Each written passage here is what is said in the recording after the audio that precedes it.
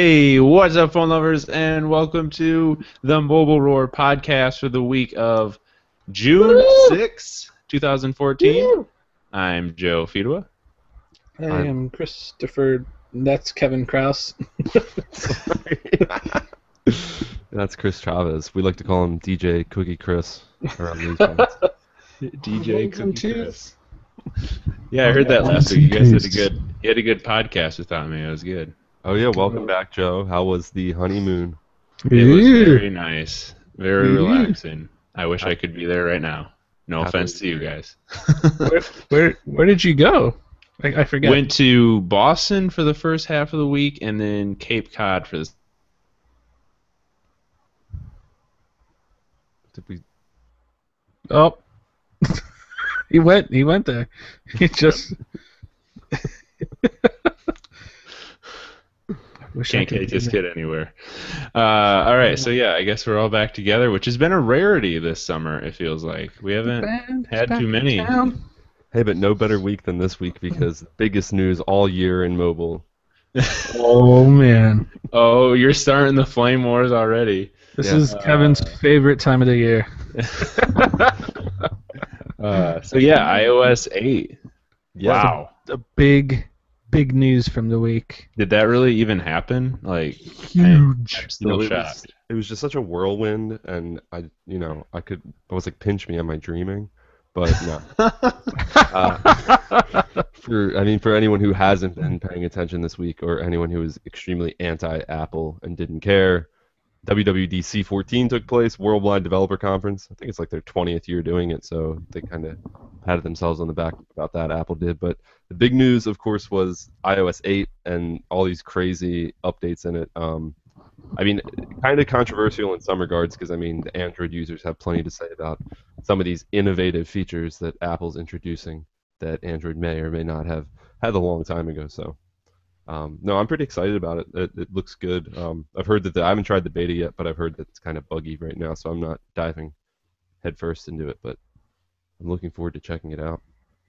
So you want to just run down some of the top features that were announced, Kevin? Yeah. Well, I don't know. There are several cool things. One, they actually also introduced for Mac users out there, introduced OS 10 Yosemite, which is the latest update to their OS 10 platform.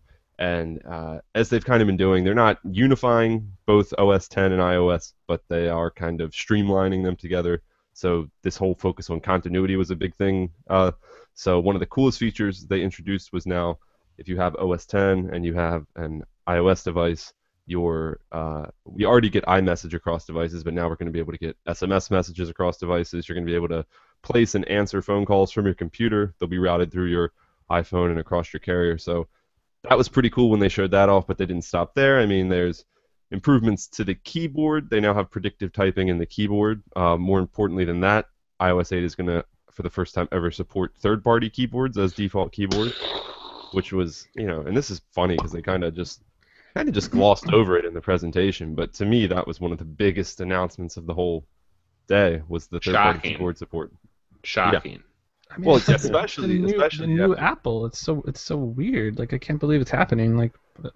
Yeah, and they led with, we have this predictive keyboard, so I'm like, so that's like what we're gonna get. We're just gonna get an update to the keyboard, a better keyboard, but they still aren't gonna introduce third-party keyboard support. But that was kind of their one more thing section. There's actually a lot of new third-party extension support going on, more sharing options across apps, widgets, which are a big thing. Not widgets in the traditional Android style on your home screen, but there are going to be widgets kind of in your notification panel for weather and stocks and all that Which stuff. there kind of was before, but now, like you said, third-party apps can do it. Yeah, so the third-party support is huge. Another update that's been getting a lot of attention is a new version of iMessage, which finally adds support for, I know, if you have an iPhone or you have friends with an iPhone, probably Android users to a lesser extent because they don't get grouped in with iMessage most of the time, but every iPhone user has the experience where they get sent a mass text that they never wanted to be on, and it's got 20 people in it, and they're all texting back and forth, and your phone's just blowing up all day, draining your battery life, not paying attention to the conversation. So now you can add and remove people from these conversations. You can mute. Remove yourself. Yeah, you can remove yourself. You can leave the conversation. You can put do not disturb on a per thread basis, so you don't have to leave, but you can say this specific message I don't want notifications for. It's too much, bothering me. So that's something else that people are getting pretty excited about. The new I experienced that just in standard SMS group text. Can I get out of this conversation? I hate this. Leave me alone. I mean, and it's a very common question. Like, if you get into one of these group conversations, at least one person's gonna send a text back and be like, "Can you remove me from this?" And the answer is no, I can't. Like, if they're nice, maybe they'll start a new thread without you in it. But now it's simple. You just can go in and add, remove, or leave the conversation on your own. But this isn't for SMS though, right? This is specifically for iMessage people, because really there's no way to get out of an SMS group or something. I mean, it's iMessage. They might have some modifications in there that can let some of these features apply to a SMS chain, but no, I mean, this is specifically iMessage improvements. But pretty cool. And there's some other stuff. Family sharing was a new thing. That was cool. To me, that was like the coolest thing, and I want that so bad on Android. Oh my gosh. It was just... That's the thing where you can share... Well, explain that quick, Kev. I forgot what that was. I think there's multiple aspects to it, but kind of the main thing is you can share purchases across linked devices.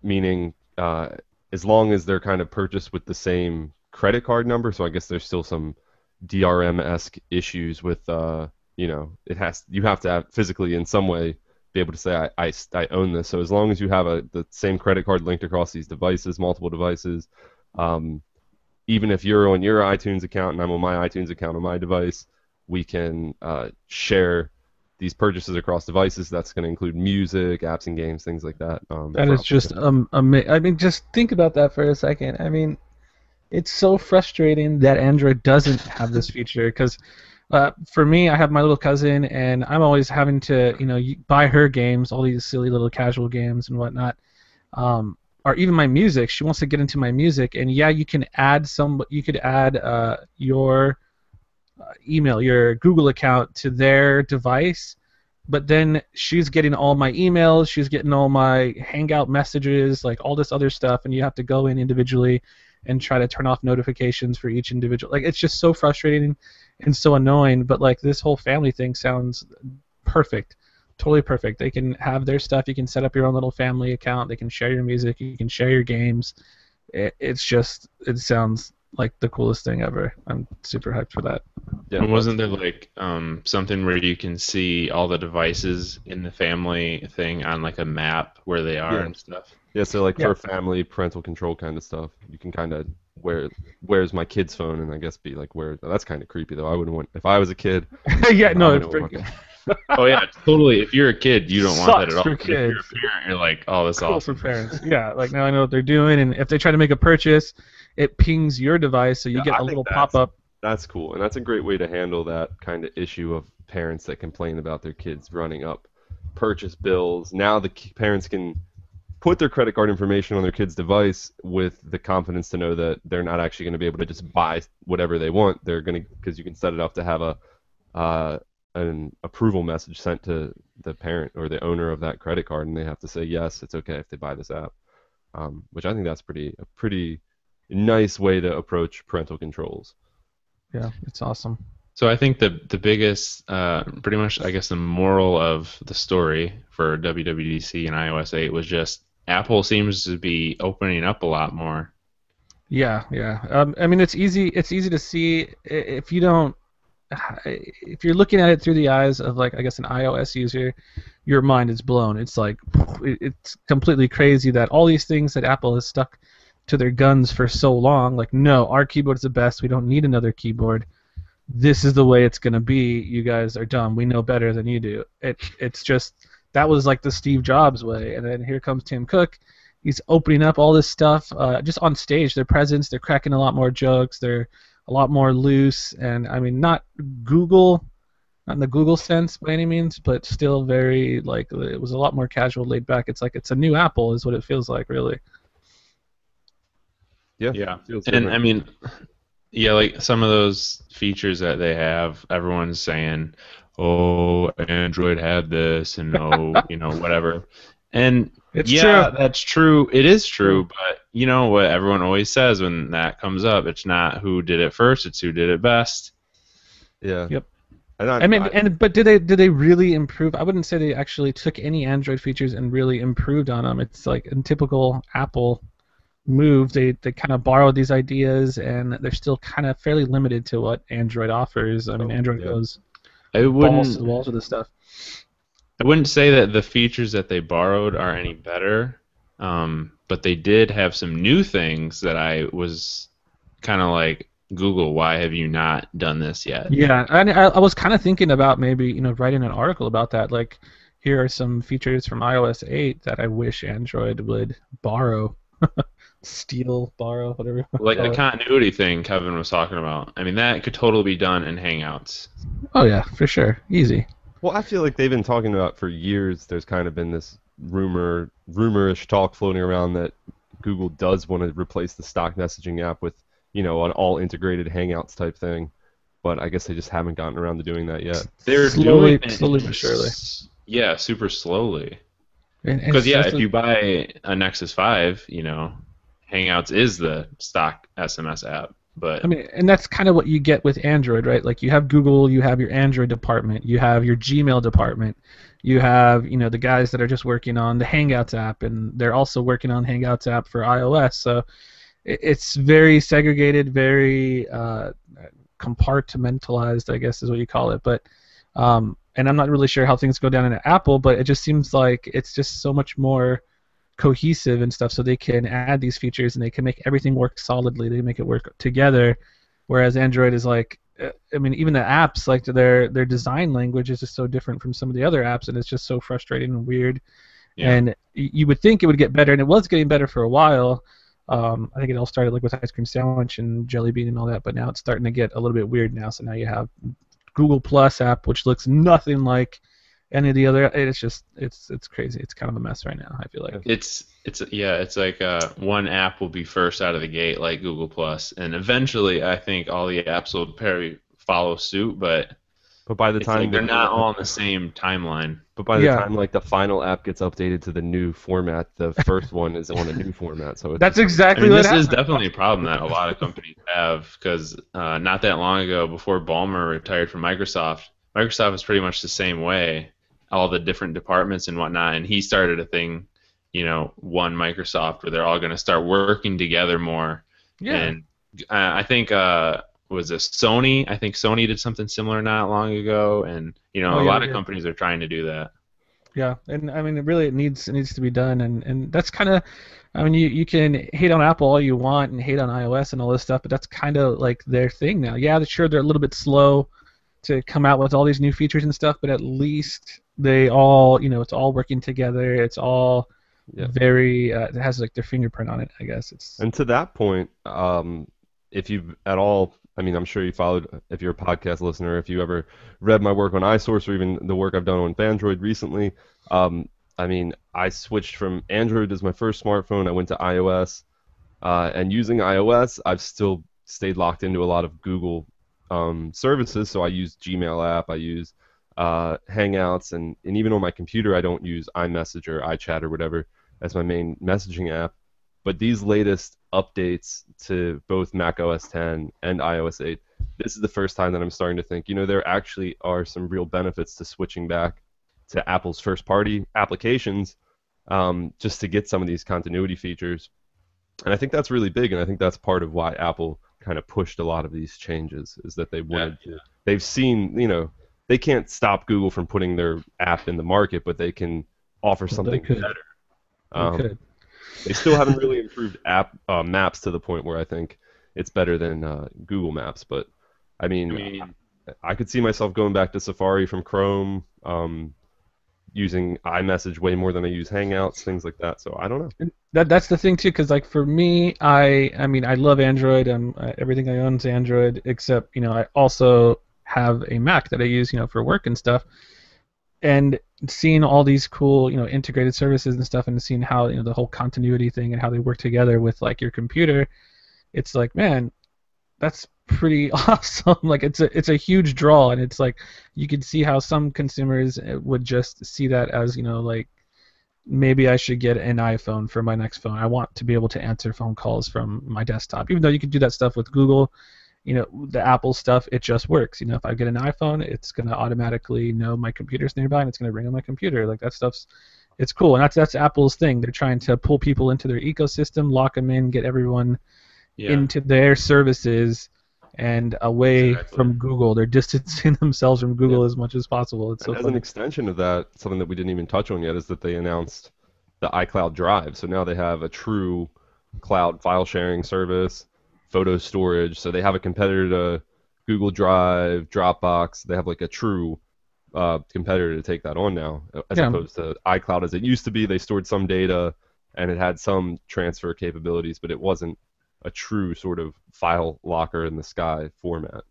Yeah, and people, I mean, they're hating all the time about this stuff. Oh, they're copying Android, they're doing this and that, but this is awesome. Like, even if I don't primarily use an iOS device or something, I see these cool ideas and I see Apple doing some like neat stuff, and I get excited because, I mean, Google needs someone to challenge them. Everyone does, and competition's good, and that's just like maybe something Android will borrow down the line, and it gets me excited just to see this stuff. I'm not just, I don't know, just so Android fanboy that I can't appreciate when another company does something cool. So it definitely was cool just to see Apple kind of wow some people again, because it's been a while, I feel like, since I watched an Apple event and was like, dang, that's pretty cool. But I mean, I think the wowing was that it was just it wasn't really too much stuff that was new, but it was just so different for Apple, and it's stuff that they've stuck to their guns for so long on, and then I think that's what's going to happen with the iPhone 6 and like their bigger iPad mini or whatever they're going to call it. I think that's going to also wow people. They're, oh my gosh, all these people's heads are going to explode. But then you kind of step back and realize, oh, everyone else has been doing this forever now. But it's just crazy to see someone who was so adamant about 4 inches is the best size and our keyboard is the best. We don't need third-party keyboard apps and all this other stuff. And just to see them, break out of this shell, it's crazy. It's really, really nuts. Surprising. It's exciting. Yeah. Hopefully they'll start shaking things up again like they did back in now the day. now that they've caught up or they're catching up, maybe we'll even see them, do something else crazy. I like the fingerprint scanner idea, and they did some new stuff for Touch ID, which is cool. They've opened that up to third-party devs and all that, and I'm kind of interested to see if the iPhone 6 will have anything kind of cool or special. All right, so I think it's time to move on from iOS 8. We'll have lots to talk about as the podcast goes on. I think it's going to be officially released to devices in the fall. Is that right, Kevin? Yeah, so I'm assuming they're going to do the same kind of approach they've done the past few years, where we'll see iOS 8 will launch publicly to iOS or to iPhone 5 and iPhone 5s owners around the same time that the iPhone 6 launches, which should launch with iOS 8 unless something changes drastically. So yeah, probably fall, September seems like a safe bet. All right, so the next big story involves one of our favorite characters. I mean, they very much are a character at this point, and our the guys that we make fun of a lot. Oh no, I'm so to put it lightly. What are we gonna do? The funniest thing is that we've been ragging on Sprint on every podcast for so long now. The fact that they might buy up T-Mobile and become, this big, huge carrier, it's like, man, we probably shot ourselves in the foot a little bit there. Now we're gonna have to like them. I heard they're doing it in honor of our upcoming 50th episode, so it's all tied in. Yeah. Our 50th episode will be titled "Sprint Doesn't Suck?" ? So I guess the big news, if anyone that hasn't been paying attention, is that last week there was a report saying that T-Mobile and Sprint were cozying up next to each other. They were shaking hands, saying, "Let's talk about this merger." And yesterday there was another report finally saying they have come to terms. They've agreed on everything. They got all the paperwork filled out. They're ready, like full on, to do this. Like they want to make sweet, sweet love, and the deal's approximately 32 billion. SoftBank, Sprint's parent 32 company, billion. wants is just trying to take. Oh, that's just absolutely nuts. Like, So what is SoftBank is selling off, or is SoftBank going to be? No, SoftBank is going to own T-Mobile too, right? Yeah, they're gonna own T-Mobile, Yeah. merge them together. No, like the specifics really aren't clear since it's still all kind of rumor right now. But they're expected to announce everything in July, so just a short time away. But whether or not the FTC or whoever will actually clear this is kind of up in the air at this point. But I'm iffy about it because you can't mash together two mediocre networks and hope for something great. I mean, I mean, Well, it's they're it's conflicting. It's all based. They're conflicting standards. CDMA and GSM. I know. Well, yeah. Yeah, But I mean, Sprint think about it, LTE is LTE is because compatible.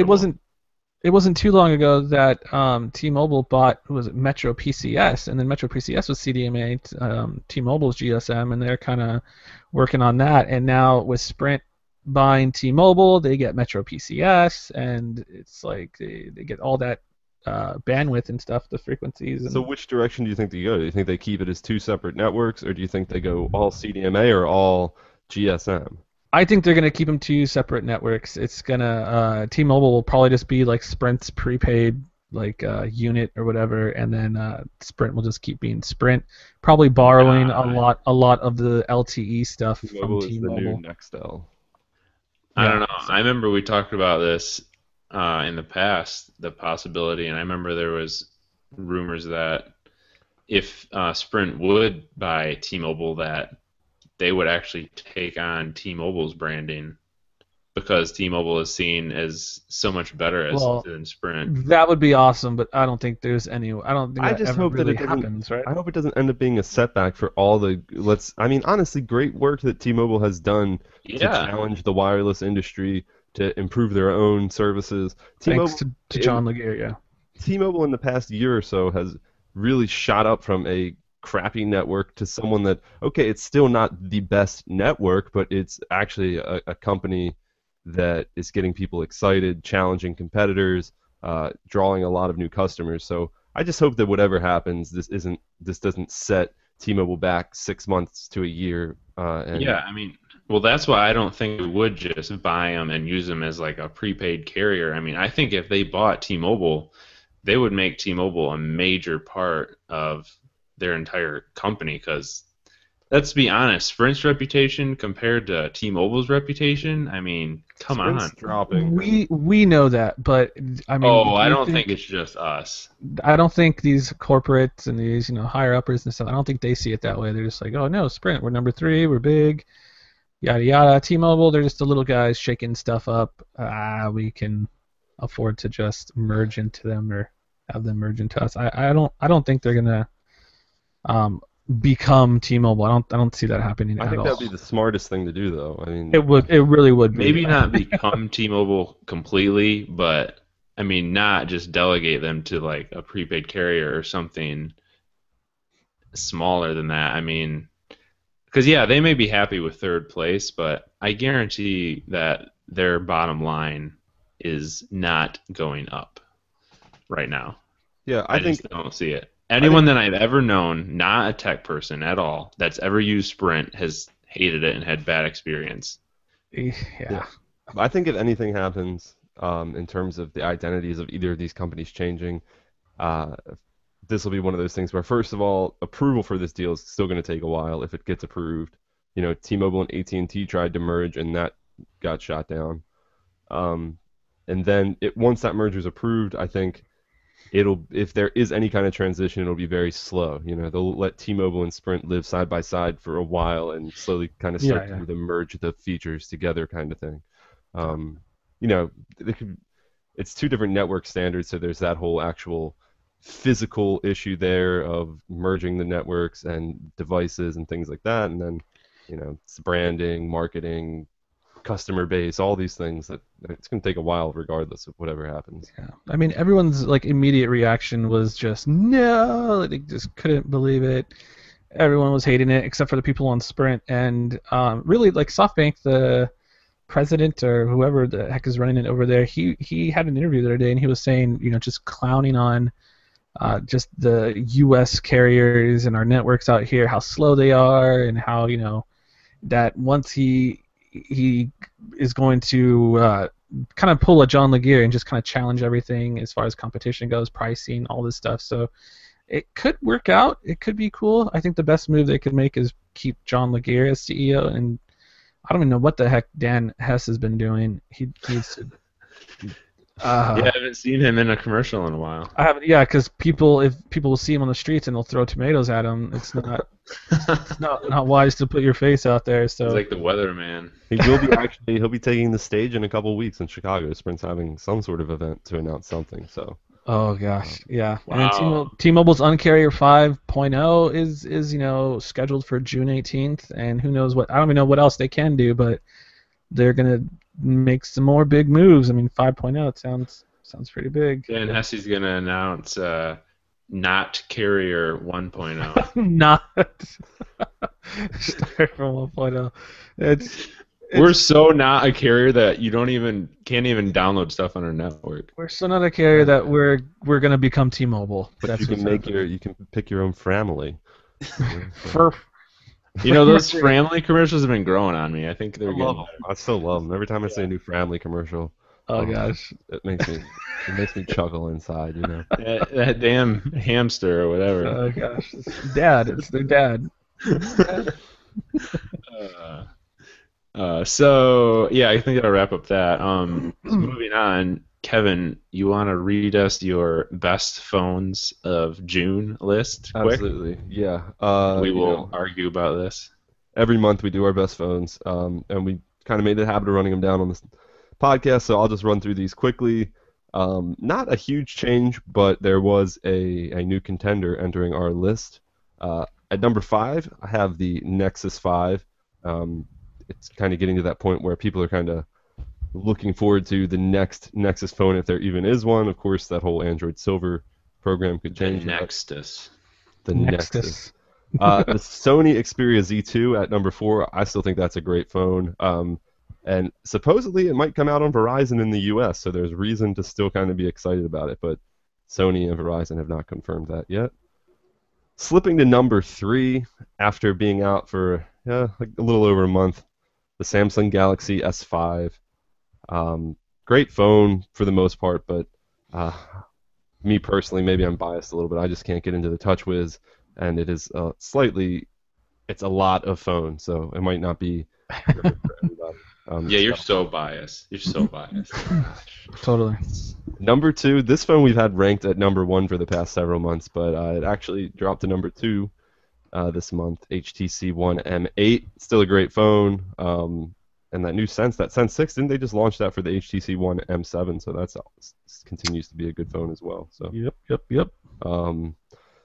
And taking the number 1 spot, controversially, perhaps controversially, just the initial impression, not available globally yet, but it is out in Korea, where it's selling quite well, I hear. The LG G3, our number 1 phone. We talked about this last week, kind of went over some of the things we really like about it, and there's still some questions. I'll be working on a full review for this that's going to come out on Fandroid. We'll talk about it here on the podcast. But at least initially, from my initial hands-on and time with the device, I'm very impressed with it, and for right now, it gets our number 1 ranking. So those are the top 5.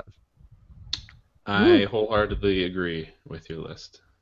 Yeah, that was a good list.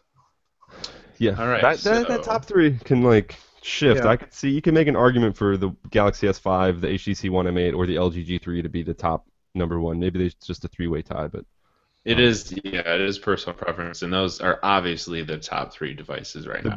The one thing I will say about this particular month, and I mentioned this in that post, is that right now, if you are looking to buy an Android phone, now's a great time to do it because all of the flagships have been launched. There's nothing really on the radar other than maybe possibly a new Nexus phone, but that might not be. Moto X Plus 1. The Moto X Plus 1 is another option, but if you're looking to get the best Android phone you can get right now, you could confidently buy something and not feel like something's going to come out next week that's even better. So if you're looking to get a phone, now is a great time to be buying one. Yeah. All right. So I'll run through some quick headlines here, and then we'll get to our wins and fails and our app picks. Google's Project Tango is going to be in a tablet now, and that's like the weird see the world in 3D thing that they're doing. It's 3D funny mapping. because you make fun of people just for taking regular photos with a tablet, and now people are going to be doing 3D mapped photos with their tablet. I mean, it's not necessarily coming at you anymore. It's not like stereoscopic 3D. This is like mapping the Yeah. world in 3D. Like one of these days, we'll be able to like have a little avatar and run around our entire world in 3D. Like it's Look at this douche taking a video with his tablet. Oh, it's all right. I'm just remapping the world. just remapping the world, man. I'm creating a level, just making a level, man. Amazon smartphone event has been announced, and it's probably going to be a burrito. If you didn't see the video that they made, It was definitely a dildo. It was a dildo. And that but always what we're looks talking good. anyway, there's a video that they released of people like seeing the device for the first time, but you don't actually see the device. You just see them looking down Looking off down. camera. And holding something. Oh man, this is beautiful. But yeah, when is that event? June 18th. June 18th. Okay. LG G3 is outselling the Galaxy S5 3-1 in South Korea.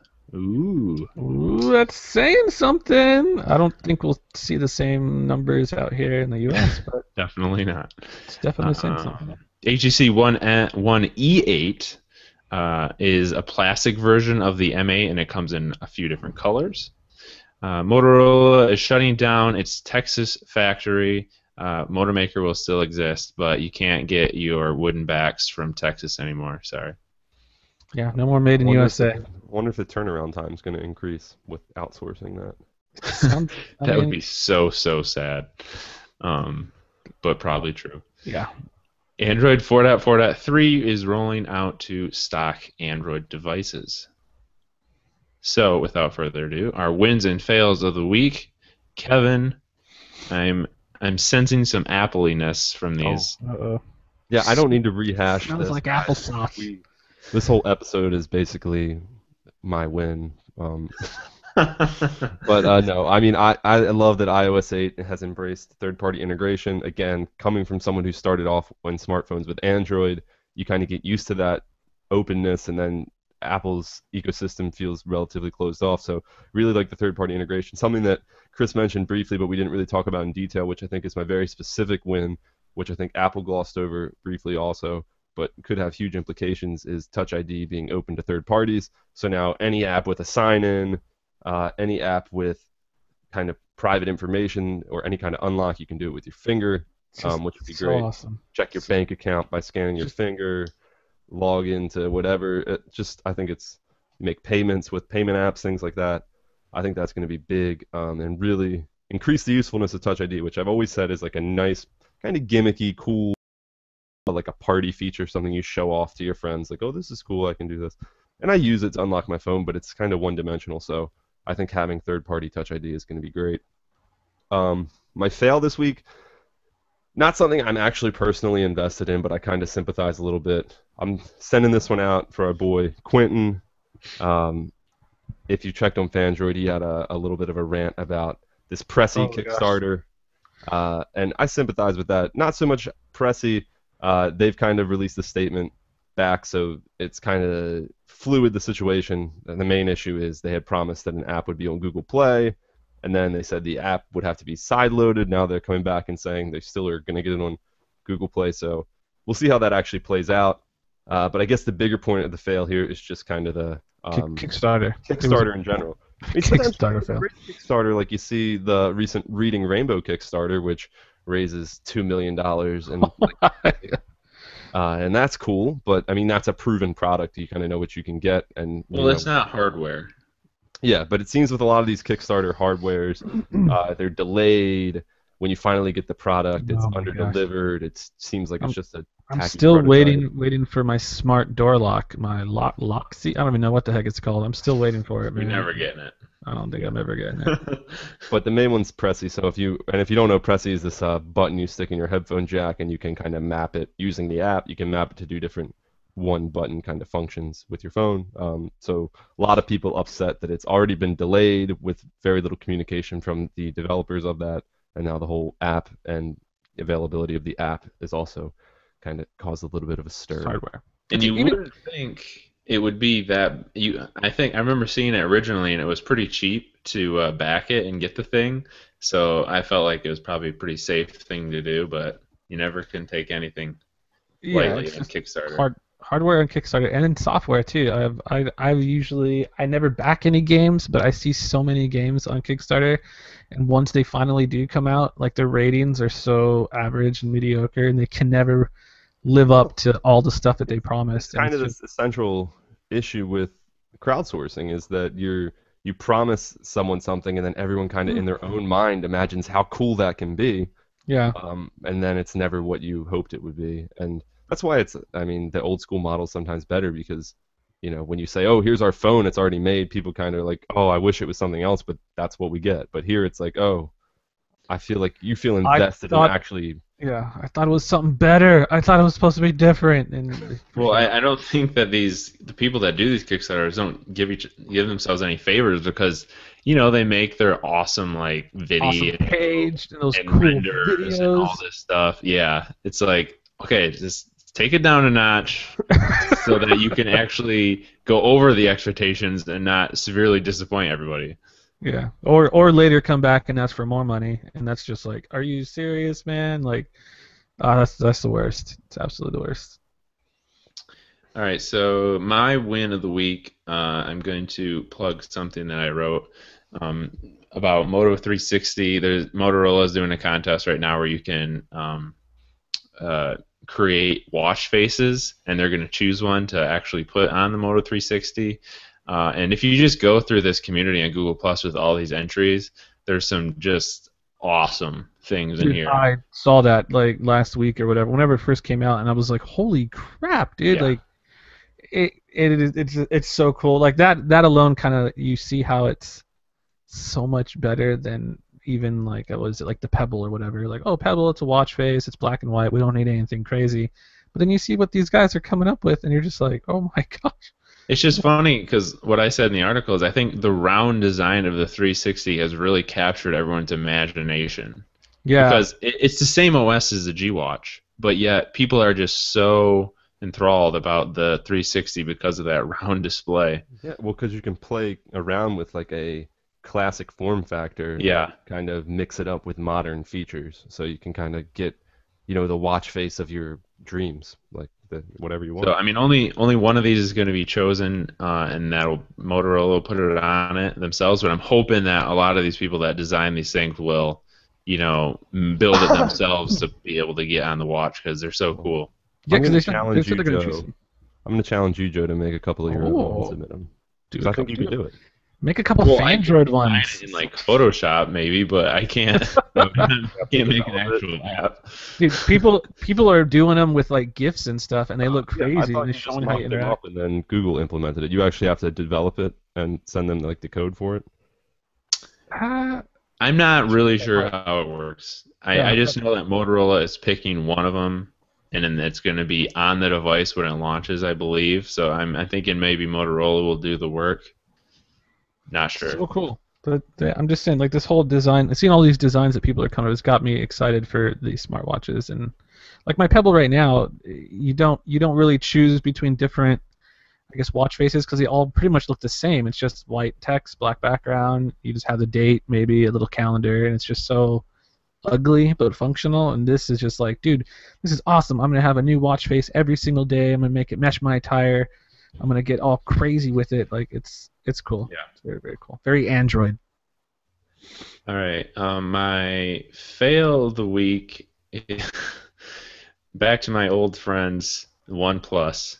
Oh gosh. Oh man. So they released a chart because they wanted to show how long it takes for all the major companies to release their phones, because OnePlus, of course, has announced their phone a while ago, and it's not even, no one even knows when it'll be on sale for regular people yet, let alone launch. And they're getting some crap for that. So they just came out with this chart, and it it has things like Galaxy S4 was unveiled on March 14th and released on April 26th, which is 43 days, and other phones like the Moto X took 212 days. So they But justify it's it. a super misleading chart because they did not include phones like the HTC One M8, which launched super fast, and some of the devices like the Moto X, they used the Europe release date instead of the US release date, so it's to make it seem longer than it really is.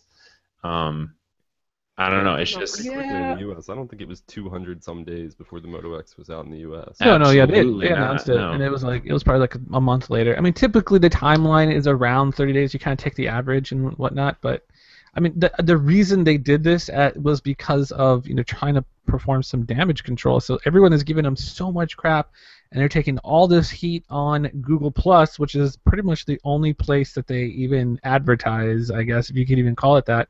That's where they're doing all their marketing, all this stuff, and they're taking so much heat for it. I just want the damn phone. You know what? Screw you. Screw your phone. I'm gonna get something like all this stuff when A lot it of people using happens. the hashtag never selling. Oh gosh, that's funny too. But it just sucks because they are a small company, and you see like it's just very small team, and But it's hey, sad because you see all these people that are so like like just raving with their pitchforks and like ready to like burn OnePlus down because they created this awesome product. They showed off a working model. They gave out a couple of them, but I can't have it. I want your product so bad, and if I can't have it, screw you guys. Like I hate you. but It's just this, if you remember, a while ago, one of my fails was all the pre-hyping that they were doing and yeah. They bashing other companies. This is exactly why I did not like that because, okay, you come out and you act all big and mighty and like you're just going to beat all the big guys at their game, and then you if you can't. You're can't small do time. that, you're going to get a lot of crap. You set It's, yourself up for a lot of it's like Kickstarter. It's exactly like Kickstarter all over again. It's just like It it's really is, yeah. That's a pretty good Yeah, analogy of it'd it be a because they lot came different. out saying how awesome it was going to be, and and I think the hard problem time too following up. is like negativity kind of breeds negativity. So like even like on Fandroid, when we write posts bashing something because we're just so upset about it, you get a lot of similar hate in the comments and stuff. But if you praise something like, oh, this is going to be cool, I think like this is awesome, then people will either agree, they won't comment, whatever. But they kind of, I think the way they approached it, their whole marketing thing, like our phone never settle, it's going to be better, and we're creating a phone, da da da da. But Yeah. they should have just been like, we're going to try our best, we're going to create a phone that we think you guys will love, we want you guys to love our product, all this stuff. They didn't really go that route. They kind of went this other way, challenging people's expectations, and when they weren't met, people just Yeah. freaked out. And they did it to themselves because they were like, they're the ones that started promising that certain people would get it early, and then that was a fiasco. If they just said there's X is the release date, everybody's got to wait till then, and they wouldn't have half this stuff going Yeah, on. but And let's put it this way: if Samsung right now was going through a hard time and like having trouble getting a phone out in a timely manner, you can guarantee that OnePlus would be on Google Plus right now, bashing them about it. that's kind of true. You kind of have a good point there. But I mean, again, Samsung's a freaking huge multi-billion-dollar company. You have OnePlus, very small startup, and it's understandable, and I get it. I cut them a lot of slack, and people are getting all pissed off and whatever. But it's not that long. They said it was going to release in mid to late June or something, and it'll be open, and pretty much everyone that wants one will get one. And they're trying to jump through hoops for all these people, but to me, I think that's more or less the problem, is that they are so like grassroots and they are so interactive like with the community that they just get all this hate and they're trying to do what everyone else wants, and then they just end up like screwing themselves up and get more hate for something, and it's just they kind of need to take a step back and just say like, this is our phone, this is when it's coming out, doing all this stuff, instead of trying to, oh, we're going to let you guys beta test our new phone without any accessories, instead of people saying that's awesome, that's a cool thing that this company is doing that. No, they're just like, oh, you sent me a phone without accessories, screw you guys, or my phone randomly reboots. Well, yeah, dude, you're getting it a full like 30 days before anyone else. Like, what the heck's wrong with How am I supposed to beta test his phone when you forgot to send me the phone? you? Yeah, or like I got an empty box. Again, small company, man. They're startup, man. Yeah, you're right. All right, Chris, what do you got? My win for the week is going to be the HTC Sense 6 rollout, which is nearly complete. I think the only phones that don't have the latest version of HTC software is the HTC One Max on Verizon and the HTC One Mini on AT&T or something like that. But it is just about almost finished. So my win, the whole reason it's a win is simply because I love what HTC is doing, and this is kind of why it's very difficult to pick, a new smartphone. Oh, I'm just going to look at the specs. I want the LG G3. But if you look at LG's track record, they typically don't support older devices, as quickly with new updates. Right now, you see that their new LG G3 is going to have this all brand new UI that looks leaps and bounds better than it was on the LG G2. But LG hasn't said anything about bringing that new UI to the G2. They probably won't, if I had to guess. And it's just these little things, that people kind of forget to factor in when purchasing a new device. And I love what HTC is doing. So you buy an HTC flagship, you're going to get not only big major Android firmware updates, but you're going to get awesome, cool little features that come with HTC software that's on top of that. And it's just like it's always like something new. It's always something fresh, and you feel like your phone is constantly supported, and it's cool. I like it. I like what they're doing. So that's my win. My fail for the week is 100% going to be mother friggin' Instagram 6.0 for Android. They finally, as I said in my article, they put their big boy pants on. They're introducing all these photo editing features where you can adjust the contrast, the intensity of the filters. All that stuff is awesome. I just want to say that stuff friggin' rocks. I love those options, and I was playing around with it yesterday, and I was just like, oh my gosh, I want to post. I want to post so many more pictures now, but I can't because the freaking Android version sucks. It's so horrible. We did a comparison, and it's been like this forever now. So a long time ago, there was some update where the Android version somehow just totally botches the upload. So whenever you upload a photo to Instagram on Android, the compression, everything's all pixely, it looks hideous, and if you have a good eye, you'll notice it. Some people really don't notice these things or the finer details, and all they know is that that's weird. My friend's iPhone is like his pictures look way better than mine. I don't understand why, and this is why. So we had a comparison, and it shows the differences between the iOS version and the Android version. The Android version has all this noise and artifacts, and it's just so disgusting. And the 6.0 update didn't fix anything, but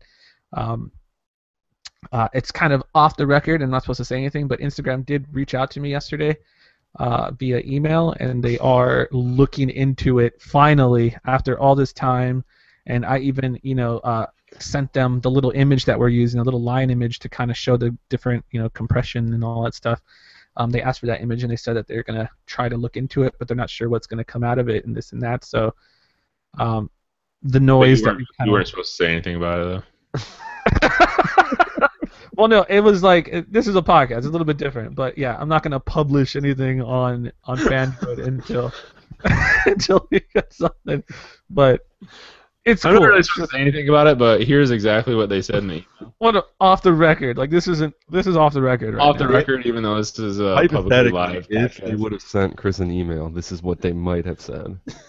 Oh yeah, they perhaps might be looking into it. But, yeah, so that's good. cool. But Yeah. something may or may not come out of it.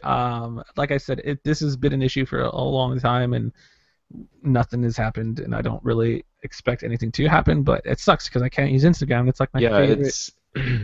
It's super frustrating. I just noticed it recently. I uploaded a picture, and it's so frustrating because when you're adding the filters and doing all those tools and stuff, your photo looks awesome. Yeah. And then you go through and process it, and it's just like, what happened? Comes out like 16-bit. It's disgusting. And yeah, another weird thing about it is you said that the iOS version is good, and I think the Windows Phone version is also good because I remember when I was using that app, never noticed a thing. That's what I don't get it because I don't think any of the compression is being handled on a hardware basis. I mean, possibly it is, but you would think you upload your photo, Instagram has their little servers and computers that compress it, kind of like how YouTube works, and they, whatever. But so it's just so weird that it's somehow just targeting Android devices. It's ridiculous, crazy. All right, Kevin, you want to kick off our app picks? Yeah, sure. So my pick, this is an app for iOS to game, and I think there might be at least an Android clone out there if this sounds interesting to you, but I don't know if the official Android version of the app's yet. I can't seem to find it in the Play Store. But this came out a week or two ago called Folt for iOS. It's a puzzle game. It's kind of hard to explain without looking at it. It's one of these like super simple but highly addictive puzzle games.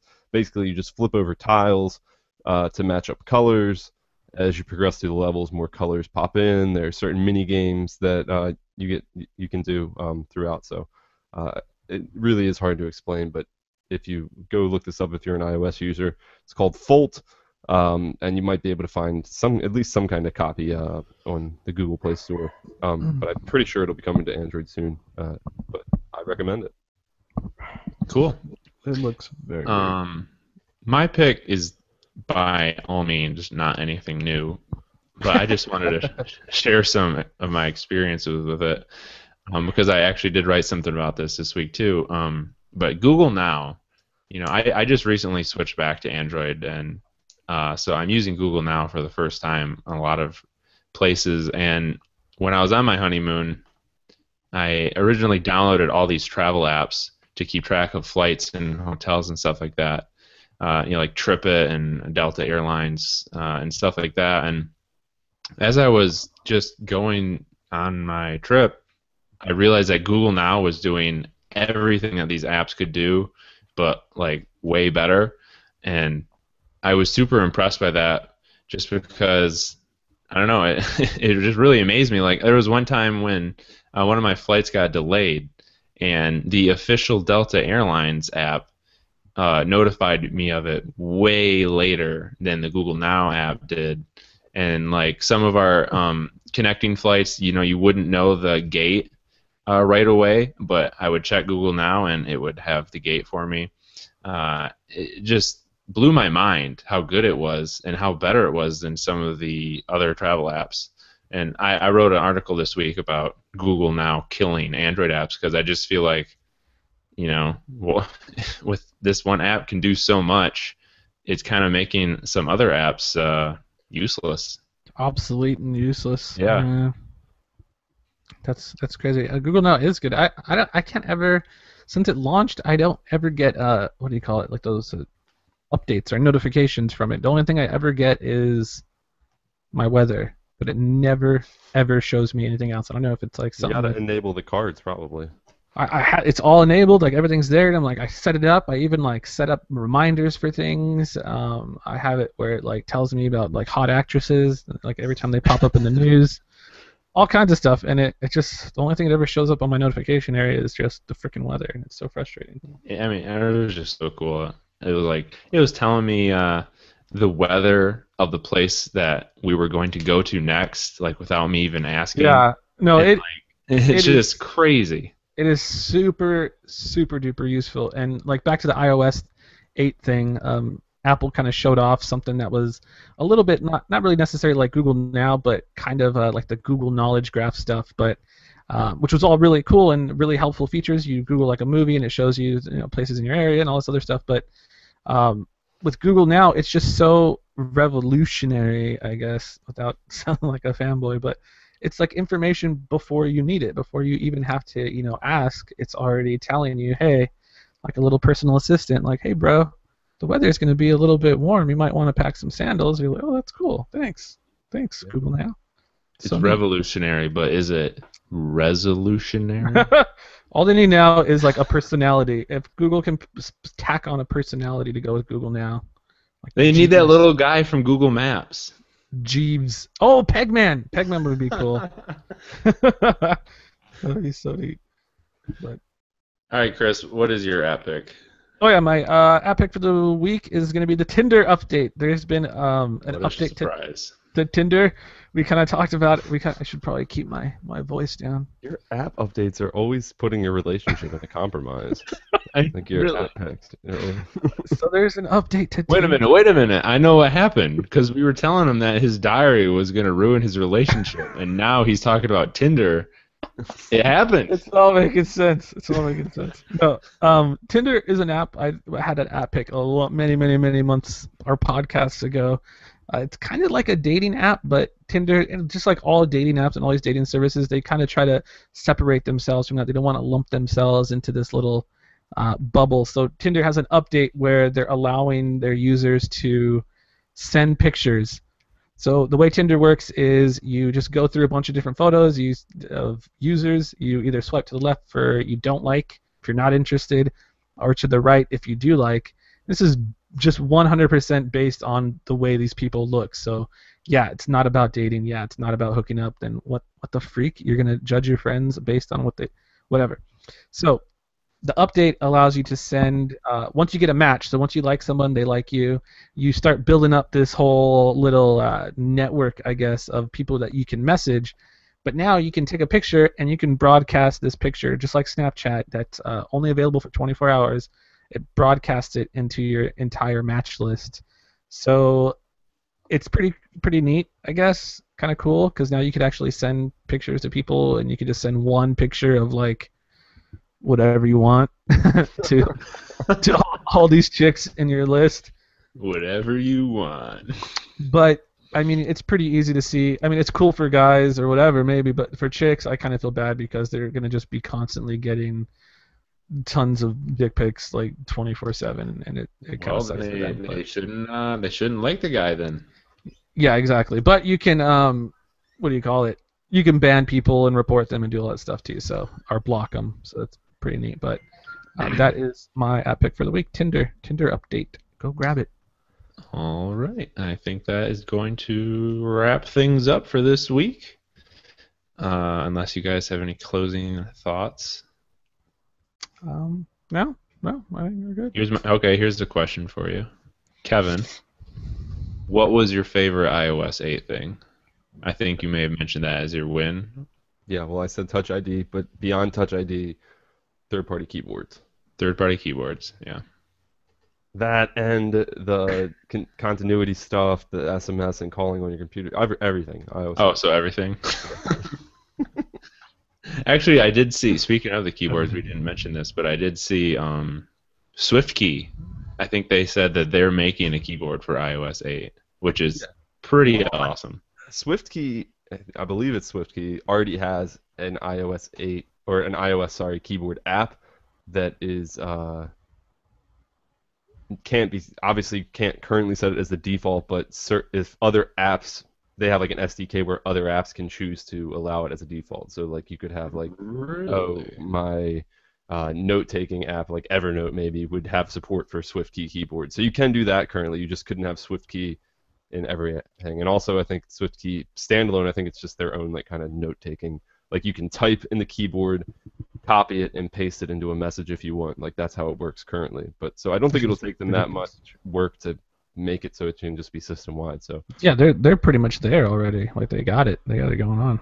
And I think Swipe was shown off during the announcement. Mm-hmm. Yeah, so those are the two big ones right there. One thing I do hope when it comes to keyboards is I think it's great that you can have the third-party keyboards, but I hope that the companies making them stick with an Apple-y design aesthetic, because I still would like it. One of the great things about iOS that I think a lot of people that like iOS like is just the unified look and feel. So while I want the functionality of some of these keyboards, I would appreciate if they offered skins that looked relatively stock Apple. Yeah, you have to believe they will. I mean, I'm sure that maybe that's a guideline, one of Apple's guidelines. They're not going to come out with some crappy looking keyboard.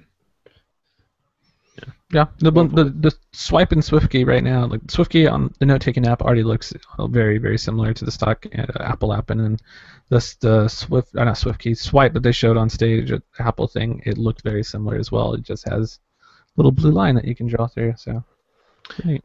All right, so sorry to sideline the ending of the podcast. Anyway, you can get in touch with us. Hashtag MobileRoar or our email address podcast@mobileroar.com. You can subscribe to the podcast on Stitcher Radio, iTunes, Windows Phone. You can follow us on Twitter. Chris is at GamerCore, Kevin is at You Don't Know Kev, and I am at Tall Schmo. We will be back next week with more mobile news and fun, so we'll see you guys then. Later. Yeah.